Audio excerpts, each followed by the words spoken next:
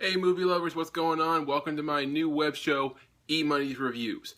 And what we're going to be talking about in EMoney's Reviews, well, we're going to be talking about what I love best, and that's movies. Now, doesn't necessarily have to be a new movie that I'm reviewing. It could be an old movie that I just watched recently, and I want to share what I thought with you guys, and maybe have a little fun along the way. For today's show, I'll be reviewing the 1998 sci-fi cult classic, Dark City. I know, I've been catching all kinds of hell about this. I tell people I just watched this movie, they're like, oh my god, how could you not have seen this by now? That was 17 years ago, how can you call yourself a sci-fi movie fan?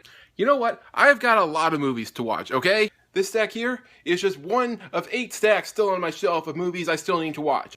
This Abbott and Costello box set here, this has 8 movies alone on it. So get off my back! Now, Dark City features a great cast with Rufus Sewell, Kiefer Sutherland, Jennifer Connelly, and William Hurt. And I just want to point out one thing. You've got Betty Ross from the Hulk in this movie, and then you've got General Ross from the Incredible Hulk in the same movie.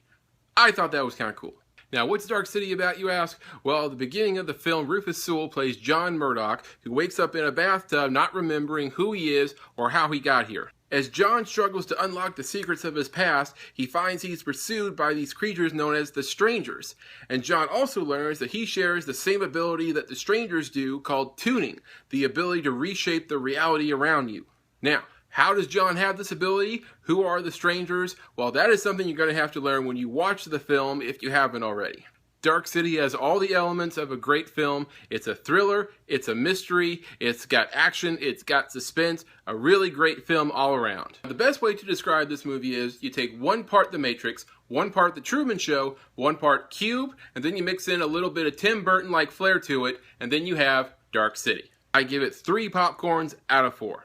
So for each show, what I wanted to do was I would dress up as a different character from whatever movie I'm reviewing. But I don't have any money for costumes, so I can't really do that.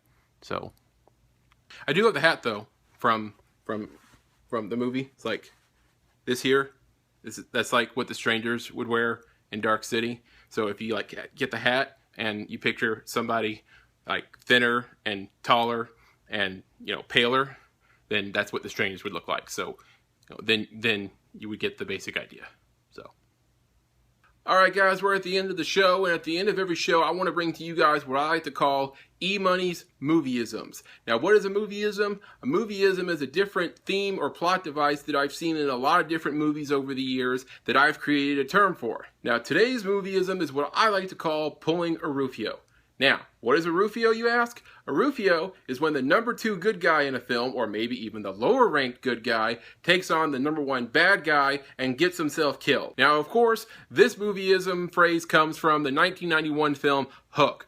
Rufio, you dumb too much moose son of a bitch, you don't take on Hook. You got Peter Pan, you got Captain Hook. Those two are the ones that are supposed to fight each other. You don't take on Captain Hook if you're not Peter Pan. You just don't do it because that's how you get yourself killed, and you did. Spoiler alert. Other examples of pulling a Rufio are in the original Transformers movie. Jazz, if your name isn't Optimus Prime and you take on Megatron, you're gonna get Rufioed.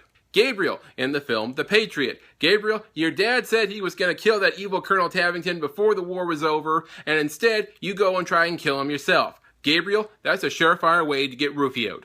Elektra, in the comic book film Daredevil. Elektra, you had already injured Daredevil in an earlier fight, so then, when you found out what was going on, you tried to protect him by taking on Bullseye by yourself. Well, you know what? That was really sweet of you, but you ended up getting Rufioed. Up here are a few more examples of movies where a character got himself Rufioed. Alright, that just about wraps up this episode of EMoney's Reviews, but before I go, do you guys want to improve your movie knowledge but don't know where to start? Do what I did and go to listchallenges.com.